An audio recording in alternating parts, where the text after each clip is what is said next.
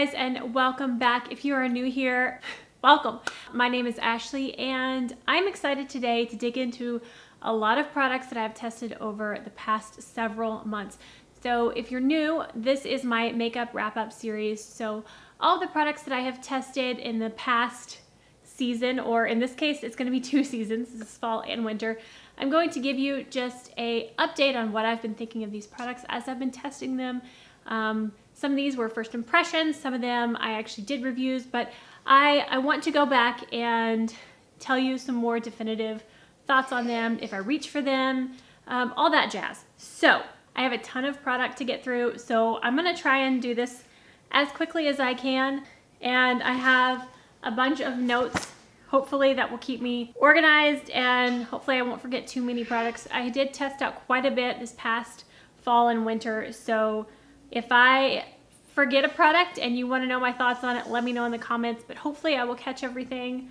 Let's get into this. All right, so I'm just going to go in the order I have them written down on my list. I went through all of my old videos and I wrote down the products that I reviewed from those videos. Some may have slipped through the cracks. I'm actually looking at 2 right here that weren't in a dedicated video, and I'm like, oh, I should talk about these 2. So here we go. First, I'm going to talk about the Milk Makeup Flex Foundation Stick. Some of these products I have with me that I can show you, some of them I don't have anymore. So this is one that I returned. Obviously did not like it. I wanted to love this foundation so much. It was the first stick foundation that I tried, and I love the Milk Makeup Concealer. It's the one I use almost every day. I'm wearing it today. So I really wanted to like the foundation stick, but it did not work on me at all. Looked horrible. I'll insert some footage from the video where I tested it. Foundation is looking horrible on my skin. My forehead looks 10 years older. There's wrinkles that I didn't even notice before. But I returned it. There we go. Okay, the next product, if you watch my videos, I don't even have to really tell you what I think about this, but it's the Guerlain Natural Glow Foundation 16-Hour Wear. I took a photograph of this product that I want to add to my background. Anyways, this is my #1 foundation. This is my favorite foundation that I've tried to date. So that's saying a lot. I do have a couple more foundations that I love as well and do reach for, but when I want to make sure that my base looks good and I don't have to worry about it, I reach for this foundation. I love it. I actually do have a dupe, a cheap drugstore. Of course, I don't know if you can call drugstore cheap anymore, but less expensive drugstore dupe for this foundation in this video. So make sure you watch the end, but I love this foundation so much. I've used so much of it. Yes, it is $60, but for Guerlain, that's actually not that bad. All right, next product. This one is probably one of the ones I tested the longest ago, if that makes sense. So I've had this the longest of these products. Does that make sense? Okay, and it is the ABH Norvina Collection Volume 1 palette. I am wearing this on my eyes today, so obviously I got the bright pinks and purples going on. Thoughts on this palette? I like it. It's not a palette that I reach for often. I have to be in a very fun, vibrant mood to want to use this palette, because there's not really a good everyday look to get out of this. There's some neutrals, but they're still very vibrant. Like, even if you wanted to use like the yellows and the reddish browns, still very, very vibrant. So there's a lot you can do with this palette, but there's not a lot of everyday you can do with this palette. So I do like it. I like the quality. It was very easy to use, and I do still reach for it some.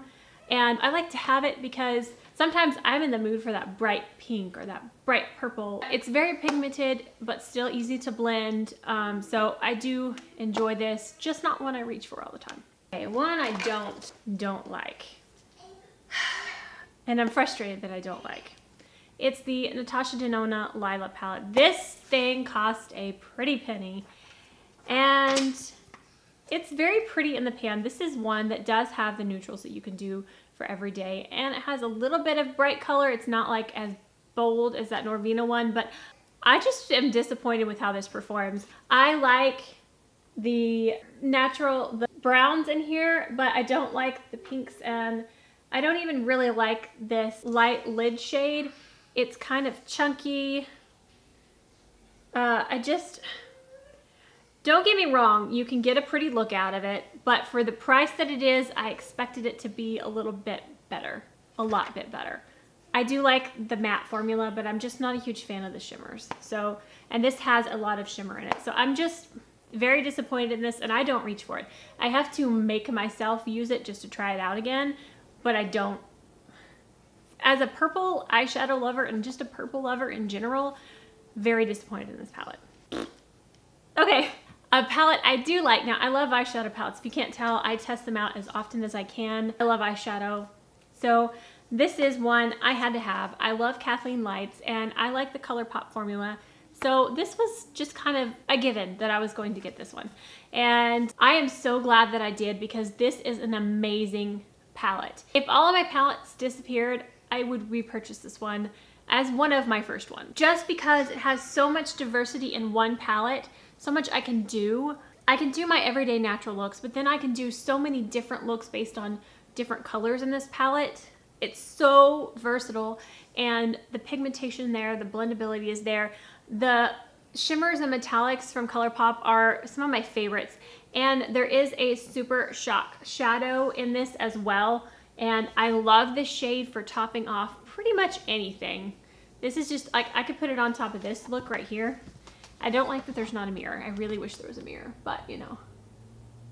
Oh, and it just adds an extra little to any look. This shadow is just so gorgeous. So gorgeous. So needless to say, this is a thumbs up for me.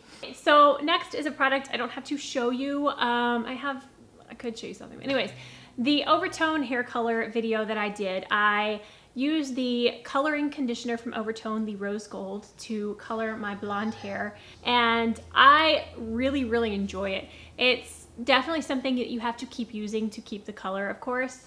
But Rose Gold in general is a difficult color to keep in your hair. I got it done professionally with traditional hair color, and it did not last very long. But the Overtone system is amazing. I think that when you do the initial hair coloring mask, it does a really good job, especially with the blonde in my hair. But then there's a daily conditioner that you can use to help keep the rose gold. So I used Overtone in the past when I had purple hair to keep my hair purple, and it was great. So I really do enjoy Overtone, and I definitely recommend trying it if you're wanting something fun that's not gonna hurt your hair and not permanent. Okay, next up is the Hot Buttered Rum palette from Too Faced. I don't have that one because it's my mother-in-law's, but I did enjoy that palette. I got some amazing fall looks out of it. I really enjoy the small tin Too Faced palettes, and I hope they come out with more. I know there's 4 of them currently, and I have 3 of them. I really enjoy them.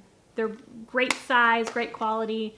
I really enjoyed that palette. The next one is the ColourPop Smoke Show palette, which they've actually renamed. I think it was some kind of copyright issue, so I don't know what the name of it is now, but it's their grayscale one, the one that's got grays and blacks and white, you know.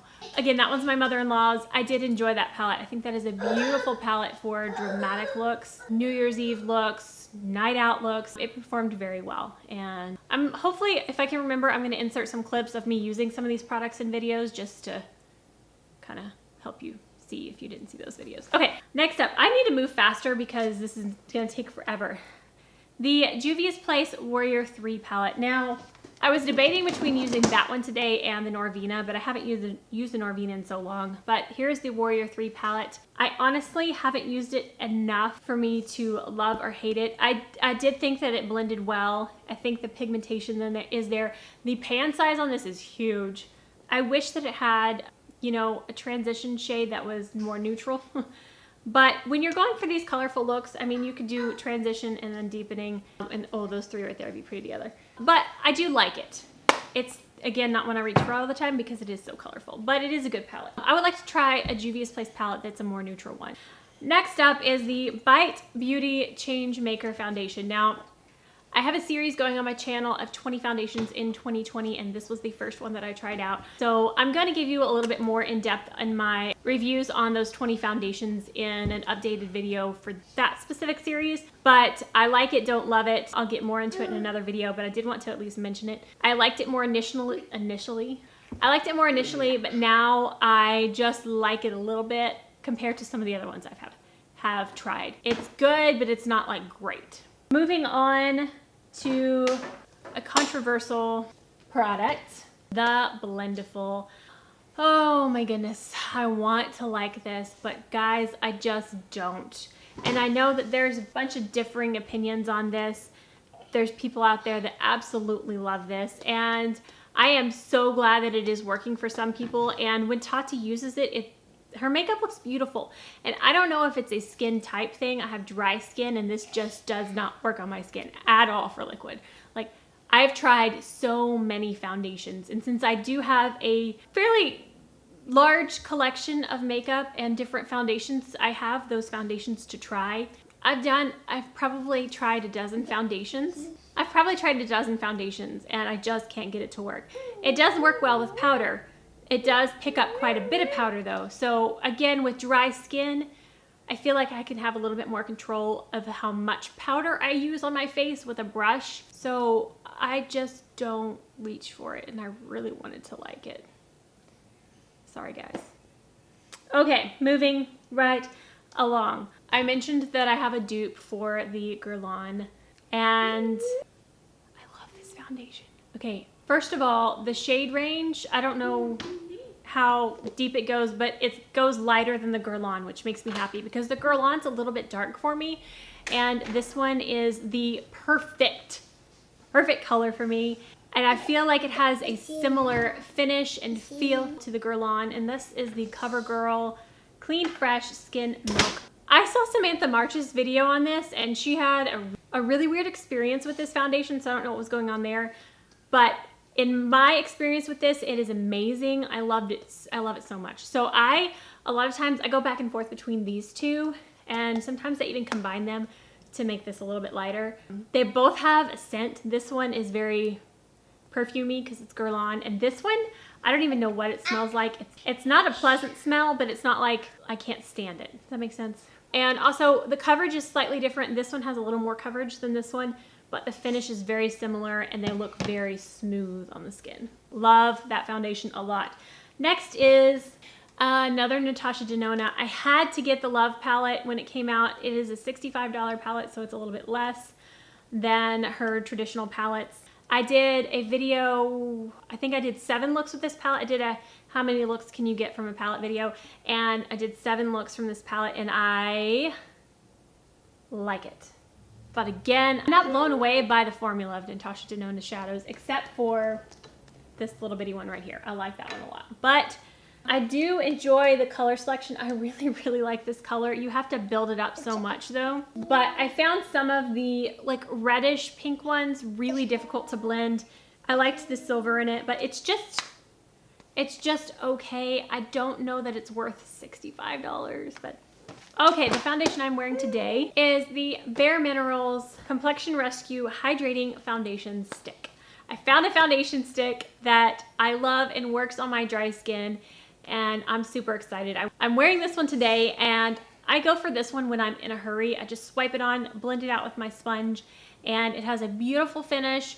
It's a little bit dewy, and it's a good one. Just to, like, I'll put this on, a little bit of Milk Makeup Concealer, and I put on a little, like a cream blush today. It's so easy to use, and it's beautiful and hydrating, and I love it. So these are my top 3. It's funny that I discovered these all in the past, what, 6 months? I don't know.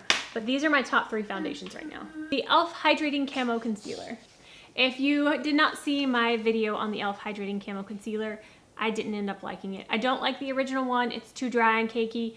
The new one is just a hair, not as dry, but it still does not look good on my under eyes.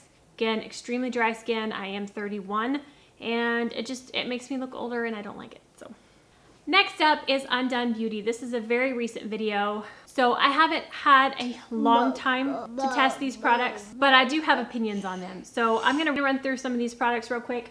The Unfoundation Glow Tint is just an average tinted moisturizer kind of thing, light coverage. It's okay, it's not great. The eyeshadow palette, I actually really do enjoy.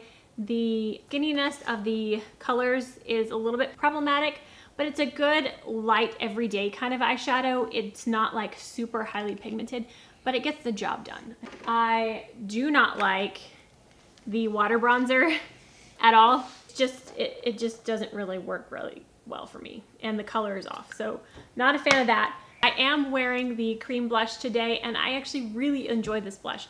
Today I just took my sponge in it and pounced it on my skin, and I love this as a blush. It's a lip to cheek blush or palette, and I don't really like it on the lips, but I do enjoy it on the cheeks. Oh, the Undone Beauty, this is the mascara. Wow, there's nothing else written on it. This is a glossy mascara. This is not good. It made my eyelashes stick together because it's glossy. Like, that makes sense, right? They would stick together and like couldn't open my eyes. Not good. Don't like this. Because it's, you know, natural brand, but oh, my eye is burning. Don't get this.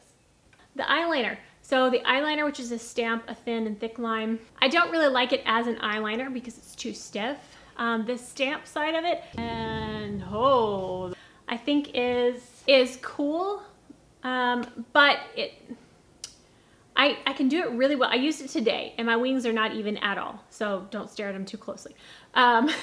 This side I can do a little bit better, but when I go onto my left side, I don't really know where I'm placing it on this bottom corner, and I end up putting it too low. I don't know.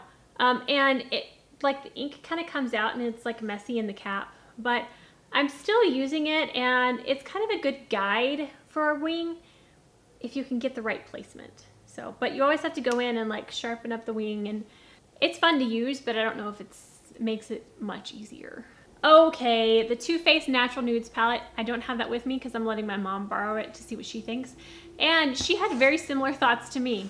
The deep brown is hard to blend. The shimmers are chunky, and it's just not my favorite Too Faced palette. I love their older palettes better, and I love their small tin palettes. So definitely not going to be a favorite. I did want to mention the Ipsy Ultimate because I did an Ipsy Ultimate.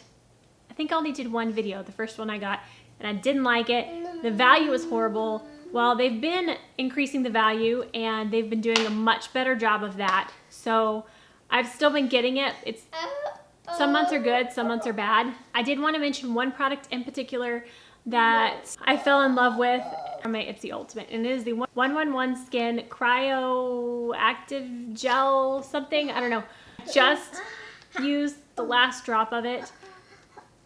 It is a $200 face cream, but it is the only thing I've been using these past 3-4 months. I don't remember how long I've had it. I have dry skin. I'm on Accutane, and it kept my skin perfectly hydrated. It's a gel, and so you would think it wouldn't be enough, but it's so, I don't know what it does to skin. It keeps it from getting too oily, too dry. It's the perfect balancing product. So I'm currently trying to find a dupe for that, and I looked at the ingredients on it, and I'm trying to find something with similar ingredients because $200 is a lot, but it's amazing on the skin. It's the only thing I was using. So if it replaces 4 products, it might be worth it. So I wanted to mention that. I did want to mention this because I don't think I've talked about this a whole lot this year, is the Hourglass Ghost palette. So if you've watched me for any time, you know that I love these Hourglass palettes that they come out with every fall to Christmas time. And the last one that I had, I used to death. And now I have been using this just as much, if not more. The highlight already has a dip in it. I'm actually enjoying this highlight even more than the previous year. The bronzer has a dip in it. I really enjoy the Hourglass formula and the ease of having all those products in one spot. Quick, easy, get the face done. I enjoy it. That's all that's on my list. I did want to mention these 2 products because they're sitting in front of me, and I did do them in a video within this past 2 seasons. So the ColourPop Pretty Fresh Hyaluronic Acid Tinted Moisturizer. I hate this. I hate this so much. This is a product that I've seen people love. I don't know if that I've seen a whole lot of negative on it, but it does not work. I don't know if I got a bad one or something, or if it just doesn't agree with my skin, but it's like, the best way I can describe the problem I have with it is it's like pigment is suspended in a moisturizer, but it's not mixed in. So when I start to rub it in with whatever I'm using, my fingers, sponge, whatever, it's like the pigments just slide around my face, but don't ever get like even. Does that make sense? I hope that makes sense. And then I have to like rub it in so much that it just like disappears, and I don't like this at all. The Pretty Fresh concealer from ColourPop is good, but I don't like it more than my Milk makeup. So I don't really reach for it that much. I really want to use it a little bit more, but it's a really nice shade for me. This is the shade Fair 05W, but it's a little bit thicker and tackier than the Milk makeup, and it's good. I haven't wanted to reach for it. So, I mean, that tells me that it's just decent. It's not amazing, like, you know. The e.l.f. ones I'm going to talk about later because I've got some more coming. I think that's everything. There could be products that I've missed, but if there's something you're curious about, just let me know and I will definitely update you. But whew, we made it through. I've been filming for way too long and I've got to go get some housework done. So that is going to be it for today's video. Thank you so much for watching. I hope that you enjoyed this. If you did, please give it a thumbs up. If you haven't already and you want to see future videos, hit that subscribe button down below and I will see you guys next time. Stay gorgeous. Bye. I wore this one. I'm wearing this to... Ah! I found out how he...